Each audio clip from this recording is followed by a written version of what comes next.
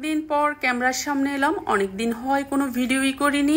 আর আজকে আমি ডক্টরের কাছে যাব, তাই ভাবলাম যে গেট রেডিটা আপনাদের সাথে একটু শেয়ার করি। আসসালামু আলাইকুম এভরিওয়ান, কেমন আছেন আপনারা সবাই? শ্রুতি ভুঁইয়া। আর আজকে একটা গেট রেডি উইথ ভিডিও করব।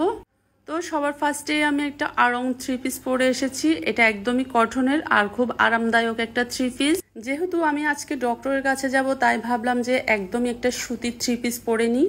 সো সবার ফার্স্টে আমি সিম্পলের এই ময়শ্চারাইজারটা দেব। সত্যি কথা বলতে গাইস, আমি কিন্তু বাসা থেকে বের হলে কোথাও যাওয়ার সময় একদমই কোনো মেকআপ করি না। আমি একদম র ফেজে যাওয়ার চেষ্টা করি, তবে ময়শ্চারাইজার তো দেওয়া যেতেই পারে। ছিল একটা ডাবের ময়শ্চারাইজার, যেটা কিনা শীত গরম সারা বছরে ব্যবহার করা যায়। যাদের স্কিন অনেক সেনসিটিভ তারাও কিন্তু ময়শ্চারাইজার ব্যবহার করবেন। ময়শ্চারাইজার ব্যবহার করলে স্কিন ভালো থাকে। আর আজকে আমি চোখের ডক্টরের কাছে যাব। অনেকদিন যাবত আমার একটু চোখে প্রবলেম চলছে।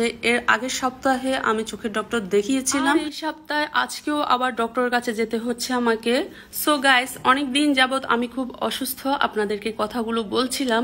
জানি না, হয়তো আপনাদের কাছে খুবই শুনতে এইটা বিরক্ত লাগছে। যেমন ডক্টর আমাকে বলে, ইয়াং মানুষ, এত অসুস্থতা কিসের আপনার, সবসময় ভালো থাকার চেষ্টা করবেন নিজে থেকে। আর এদিকে আমার আব্বু আর আমার হাজবেন্ড তো মানতেই চায় না আমার অসুস্থতা। আমি একটু অসুস্থ হলে আমার আব্বু আর আমার হাজবেন্ড একদম পাগল হয়ে যায়। কেন জানি না, আমার হাজবেন্ড আর আমার আব্বু দুজনেই সেম। দুজনেই কিন্তু আমি অসুস্থ হলে একদম পাগল হয়ে যাবে, আর আমাকে এই হসপিটাল থেকে ওই হসপিটালে শুধু ডাক্তার দেখাবে।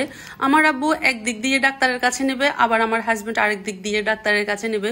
দুজনেই আমাকে শুধু ডক্টরের কাছে নিয়ে যায়। আমার হাজবেন্ড যতই ডাক্তার দেখাক, আমার আব্বু কিন্তু আবার আমাকে এক্সট্রা ভাবে ডাক্তার দেখাবেই দেখাবে। যখনই দেখা যাবে যে আমাকে একজন ডক্টরের কাছে নিয়ে যাবে, তখন সেক্ষেত্রে দেখা যায় যে আমার আব্বু, আমার ভাই, আমার হাজবেন্ড সবাই মিলে আমাকে ডক্টরের কাছে নিয়ে যাবে। যদিও বা আমি বলি যে আব্বু থাক, আপনি আসার দরকার নেই, আমি তো যাচ্ছি ওদের সাথে, আমার ভাই আর আমার হাজবেন্ডের সাথে যাচ্ছি। তারপর আমার আব্বু কিন্তু কোনো অবস্থাতে এটা মানতে চায় না। আর এইবার অসুস্থ হওয়ার পর থেকে আমার আব্বু সেই সকাল 8টা থেকে রাত 12টা পর্যন্ত আমাকে ফোন করবে, আমি কখন ওষুধ খেলাম আর কখন কি করলাম না করলাম সবকিছুর হিসাব দিতে হয়। এদিকে আমার হাজবেন্ড সারাদিন সব কাজ শেষ করে এসে বাসায় এবার আমার সেবা যত্ন করবে। আমার হাজবেন্ডও সেম আমার আব্বুর মতো, একদম দুজনেই সমান। বাসায় একা থাকলে আমার হাজবেন্ড সারাক্ষণ ফোন ধরে থাকে যে আমার কোনো সমস্যা হচ্ছে কিনা। বিষয়টা হচ্ছে, আমি লাইফের ফার্স্ট টাইম এতটা অসুস্থ হয়ে পড়েছি। এর আগে কখনো এতটা অসুস্থ হইনি। কেন জানি না, অসুস্থতা আমার পিছুই ছাড়ছে না। কেন জানি বারবার আমি অসুস্থ হয়ে হচ্ছি। যাই হোক গাইস, ভালো মন্দ নিয়েই মানুষের জীবন। খারাপ সময় ভালো সময় আসবে যাবে, এটাই স্বাভাবিক বিষয়। খারাপ সময় ভালো সময় দুটো সময়কে মেনে নেওয়াই সবচাইতে উত্তম। আমার লাইফে খারাপ সময় বলতে আমি এটাই বুঝি যে আমার অসুস্থতা,